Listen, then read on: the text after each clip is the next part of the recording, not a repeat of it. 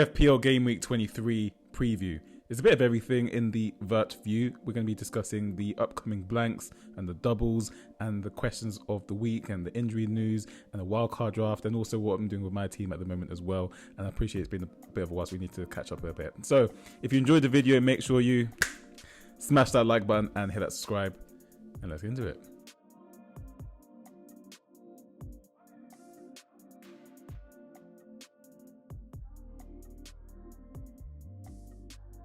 What's up? It's FPL Vert, where arrows go green, and as you can see, they did go green, and we'll discuss that later on in the team review of Game Week 22. You can just skip ahead if you liked as well. Everything will be timestamped with chapters on YouTube. But I just wanted to touch base because it's been a bit of a while, and we've got some information that's coming, starting to build, but we haven't got the confirmation yet. But there will be a potential double game week in 26. That'll be the first one of the season. That will happen in the event that Arsenal make the Carabao Cup final, because the Carabao Cup final will be taking place on the 22nd of March. So each finalist, as well as their opponent, obviously, that game can't take place in Game Week 31. So it will have to be moved somewhere. In Arsenal's case, because they qualify for the Champions League, and obviously they are the Premier League leaders as well.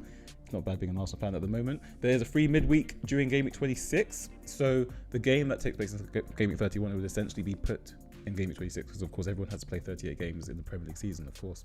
So that would cause a double in Game Week 26 for Arsenal, as well as Wolves. So if you wanted to go on Mateus Mane, maybe. But for City's case, of course, they have not qualified for the Champions League yet, and there's very possible potential that they have to play the playoffs.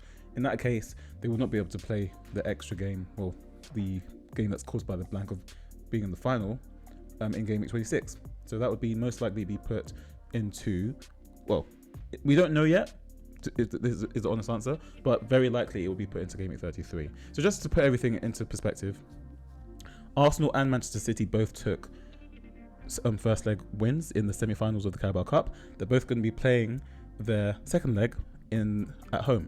So it's very unlikely that one, Chelsea are going to overcome a 3-2 deficit at the Emirates, and two, that Newcastle will overcome a 2-0 deficit at the Etihad. So I'm working on the assumption that Arsenal and Manchester City are going to be in the Carabao Cup final, and I think you would too. So that's just how it looks at the moment. As mentioned, yeah, the blank cause in Game Week 31 would most likely be put in Game Week 26 for Arsenal, because they can. It can't be put in for Manchester City, though. Most likely be put into Game Week 33. Game Week 33 also is likely to be the biggest double game week of the season, because in Game Week 34, that is when the FA Cup semi-finals will be taking place that weekend. And more often than not, Premier League teams do feature in the FA Cup semi-finals. Of course, it's not impossible that a Championship team, I think Macclesfield's still in as well, so like League One sides, it's not impossible, but it's very highly unlikely. So if you have FA Cup semi-finals, that's potentially 2 semi-finals, that's potentially four teams. And then of course, no, not 4 teams. Yeah, potentially 4 teams, and then of course their opponents as well. So you potentially have 8 games. In fact, maybe I should have looked at this before, but I think there are some teams that are playing each other that are still in the FA Cup. But you're basically looking at, it could be potentially 6-7 teams that are not going to be participating. So it's going to be the biggest blank in Game Week 34 for sure. What does that mean for chips? Well, because Game Week 34 is going to be the biggest blank, therefore you kind of have to use a free hit, because the biggest double is also going to be Game Week 33, and it's going to be caused by the blank that's taking place in 34. So it's like you'll have 1 week of doubles everywhere, and then next week you're going to have it'll be a waste. It'll just be very empty in your team. So I think you can't get away from using the free hit in 34 personally. And so working backwards, you're going to want to be using a bench boost or a triple captain in the other double.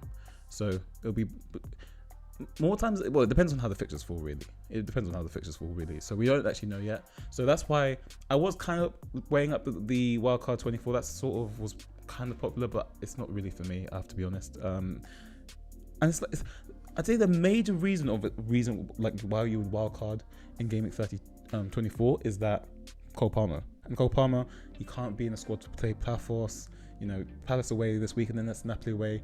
Can you be sure he's going to be playing the league games? I'm not. So for me, wildcard 24, no. So wildcard 32 is the most likely one. Well, it looks like the best one. So that's just how I feel at the moment.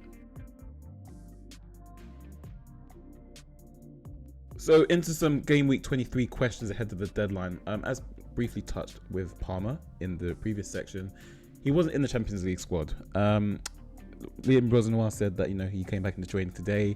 But I mean, just from the outside looking in, just being completely objective about it right now, if someone isn't able to be in the squad on Wednesday, but he's going to be training to play on Saturday, but then they've got a very big game, that must-win game next week away at Napoli, you know, can you be certain for sure that they're going to be playing the next league game, especially when, you know, we all know Chelsea's fixtures are kind of kinder at the moment? Do they really need Palmer to is it West Ham at home that Chelsea have in game week 24? I just don't think he's worth the hassle. I don't think he's not even playing that well. I mean, like, yes, okay, yeah, he posted his best score of the season, which was 9 points, by the way, pretty shocking.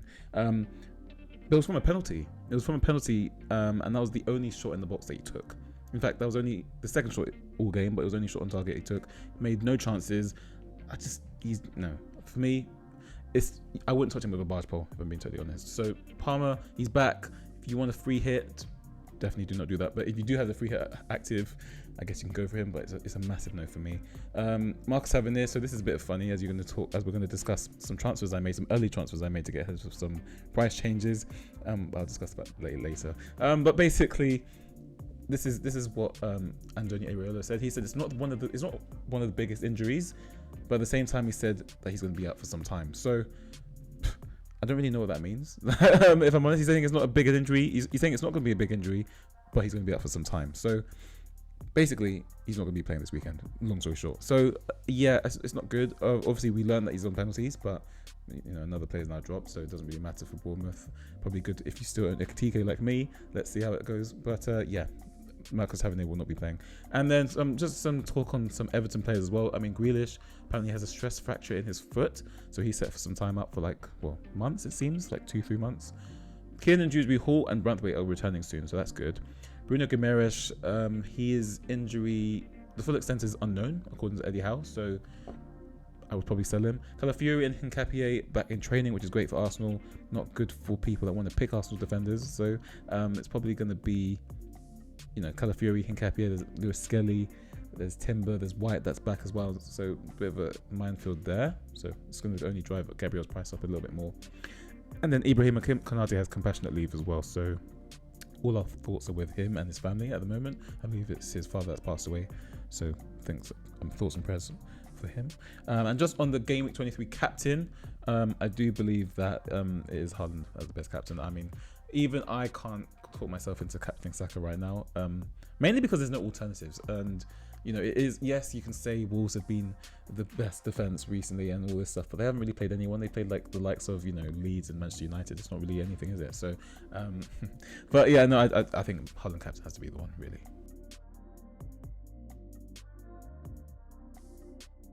And just for a bit of fun, I put together a Game Week 23 wildcard. I just wanted to say, you know, full disclosure, I think Game Week 23 wildcard is probably the worst idea ever. Mainly because you'd be wildcarding early. Like, 24 is a legitimate window if you want to go there. I still don't think it's a good idea. But, I mean, you're going to be wildcarding at least 4 players in the same fixture, because you're definitely going to want an Arsenal triple up if they're going to be doubling Game Week 26. You're definitely going to be wanting Bruno. And, you know, as we're going to discuss in the team selection, games between Arsenal and Manchester United don't exactly scream goals. So, yeah, you're going early, but it does get some Chelsea players in, I guess. So this is what I go for. I go for Kelleher and Dubravka. I'd go for the Arsenal triple up. Timber, probably one to watch as well, because obviously, as I mentioned, Arsenal now have a full set of defenders to choose from. So there just goes another reason why I think Game Week Wildcard 32 would be a lot better, just because we have a lot more time to assess the players that are going to be playing minutes in the Premier League at least. Then we've got Chalobah. He's the best defender for Chelsea. He's probably the best asset from Chelsea, actually, because, you know, as I mentioned, Palmer is not an option at the moment. He actually isn't. And then Enzo is technically an option, but I mean, you know, he kind of fluked an assist. He basically blocked a clearance and it fell into the path of Pedro, Joao Pedro, who finished it. So, and we don't know where Enzo's going to be playing either. So, yeah. But if you want to go early, you have to go Enzo. Njai, you have to go there as well. Monday Night Football, that's always fun. Thiago, I mean, I've moved for him as well, as we'll discuss. And then Haaland has to be captain. And then the rest, I mean, Van Heck makes a good benching, because obviously you don't want him this week, but you want him next week. He's going to be home to, is it Everton, I believe? Yeah, and Everton will not be scoring many goals away from home. Mukiele is great, and then Krupi Jr. is just on the bench as well. So, yeah, if you need to have a wildcard active, this is what I go for, but I definitely wouldn't be having a wildcard active. So into my team, the moment you've all been waiting for, right? And I'm happy to announce Game Week 22 was in fact a green arrow. Yeah, we're back. Everything's back on track. Not really. We're outside of the top million in Game Week 2022. This is the toughest memory I can remember for sure, at least since I've been tracking like my ranking, game week to game week. And I think this week perfectly encapsulates why it's been such a tough season. Instead of cheering on goals and assists that our assets are scoring, we're cheering clean sheets and DevCon, which is a pretty damning indictment of how the game is at the moment. Maybe we should be listening to people when they say the game's getting boring. They may have some truth to that, because Raya kept a clean sheet, Gabriel kept a clean sheet with bonus, Teal kept a clean sheet with max bonus, Chalobah kept a clean sheet with DEFCON, and then the front six was just all failing to do anything really. I mean, well, to be fair, that's not fair. Cunha came off the bench and assisted, but if you're coming off the bench in the Manchester derby, you're clearly not in the first team picture. And everyone else was just terrible. Goodmanson's apparently even a flag now. Dubravka kept a clean sheet, but he was never going to play with Raya, and he still scored less, so hold. But as I can confirm some transfers that have already been made, and probably should not have made them, but I'm tasting the team value at the moment because I'm going to be building a super team, so we can discuss which transfers I made. I think it was on Monday.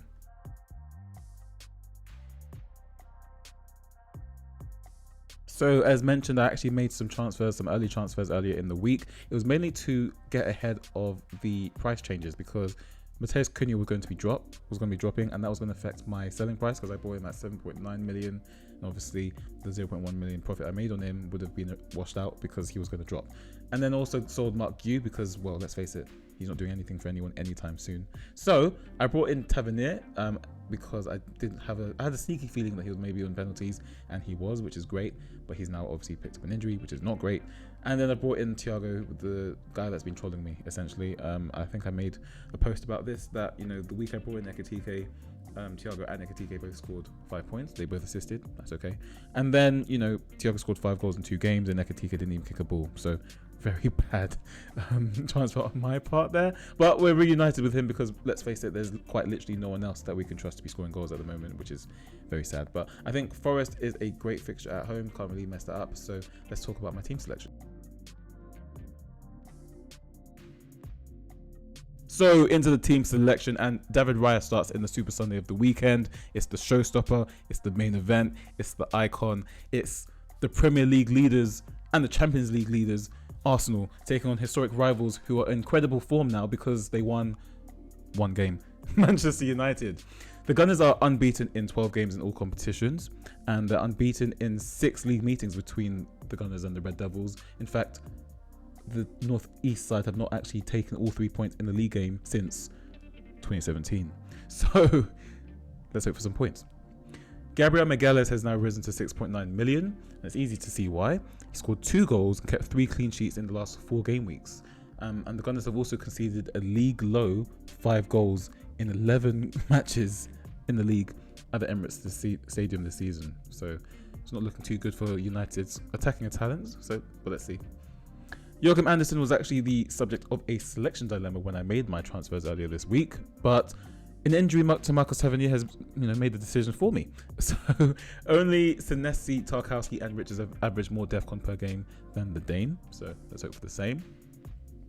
Malik Thiaw was looking like an awful gvardiol replacement in Game Week 21 for me, because he posted -1 in his first outing, but then he made amends with a 9-pointer last week, so he's in my good books again. The Magpies have got a stellar record against this weekend's opponents, Aston Villa, having been unbeaten over the last 18 home matches in all competitions against the Birmingham side, and 17 of those are in the league. Trevor Chalobah, as mentioned, in my opinion, is probably the best Chelsea asset. I've actually owned him since Game Week 6, so glad to see that it was a good pick at the time. He's hit DEFCON 6 times in the last 8 game weeks. No team has scored less goals in home games across the Premier League this season as well, ranking joint bottom with Burnley and Wolves, Crystal Palace. So got a tough ask trying to get past the new Rosenau machine. Let's see. Bukayo Saka also starts. No Arsenal players taking more shots at the Emirates this season, and there was a time that he scored in three league games in a row, I believe, and matching a record that Freddie Ljungberg and of course the King of Highbury, Thierry Henry, also attempted. So kind of should be a captain option. I'm a bit upset he's not captain option for me to go a bit differential, but it is what it is. Morgan Rogers travels to Newcastle. Only the league leaders Arsenal have actually won more points in away league games than Aston Villa this season. So let's hope the England international can keep scoring from outside the box and defeating his XG. Phil Foden does feel like the main debate this week, I have to be honest, because there's serious question marks around his minutes and of course City's form. In my totally unbiased opinion, having already used both my free transfers and already got a -4 booked in for when I need to bring in Bruno next week, Foden only played 70 minutes on Wednesday, and obviously Pep took him off. Of course, the game was basically away from him at that point, but it does seem like he's going to trust him to start again this game. It doesn't seem like Pep really likes Cherki for games that, games that have teams that are going to set up in a certain way to be broken down. And out of possession, I don't think he rates his work out of possession either. So I'm starting Foden. My hands are tied anyway because I don't really have any other options. So that's what I'm doing. Igor Thiago comes back in. It's been a while, but 9 goals in 11 Premier League matches at the G-Tech this season. Only Haaland has netted more in a single stadium this season, so I'm very excited for this fixture as I've been reunited with Thiago. He's actually had 4 double-digit hauls at home this season, so let's hope for a 5th one. Ugo Ekitike, he's kind of been the reason why I sold Thiago in the first place, and that's fine. But Liverpool have won each of the past 6 games against Bournemouth in all competitions, and 5 of those games are in the league. The Reds have also scored at least twice in 10 of the last 11 matches against the Cherries, and the Frenchman actually netted against this weekend's opponents in the first game week of the season in a very thrilling game. So let's hope for the same, please. And of course, Erling Haaland, the de facto captain. It's his worst form since he was playing for Molde in 2018, apparently, with no open play goals in the last 8. Imagine that, no open play goals for 8, and that's a crisis. Must be nice. Your careers. Anyway, Wolves would like to keep a clean sheet away from home, but so you're expecting City to turn it away. Well, this is what I'm saying. Wolves have not kept a clean sheet away from home, and everyone's talking about their amazing defensive form, but let's be honest, they're not keeping a clean sheet at the Etihad. So that's the team. That is a bit of a trying to get back into the swing of things because we're going to be doing back to the transfer target videos. Of course, it was a bit of a weird period because I probably should be making videos. But yeah, we're back. Thanks for watching. If you have any questions, please reach out to me, and I will be active up until deadline tomorrow. So good luck, everyone. May your hours be green, and we'll speak probably on Tuesday or Wednesday.